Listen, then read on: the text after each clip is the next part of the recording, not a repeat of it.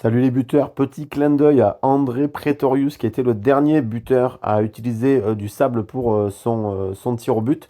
Là on se trouve pendant la Coupe du Monde 2007 avec des ballons Gilbert. Il me semble que ça c'est des virtuos de mémoire qui étaient absolument horribles à prendre en main, enfin plutôt à prendre au pied entre guillemets.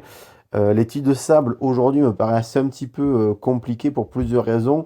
Mais la première, c'est qu'aujourd'hui, on a le chrono pour buter, donc ça me semble être une perte de temps de construire un peu des tirs de sable. Deuxième raison, c'est que la hauteur n'est pas tout le temps la même et que ça varie un petit peu. Ça me paraît pas être le plus adapté.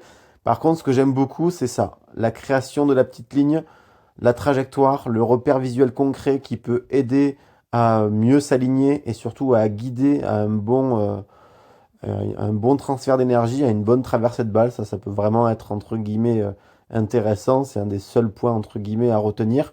Et par contre, je ne sais pas si vous le saviez, mais jusque dans les années, je pense, 80 ou 90, il était interdit d'utiliser des tirs en plastique et donc tous les buteurs butaient avec du sable ou directement sur un petit lopin de terre. Allez, abonnez-vous.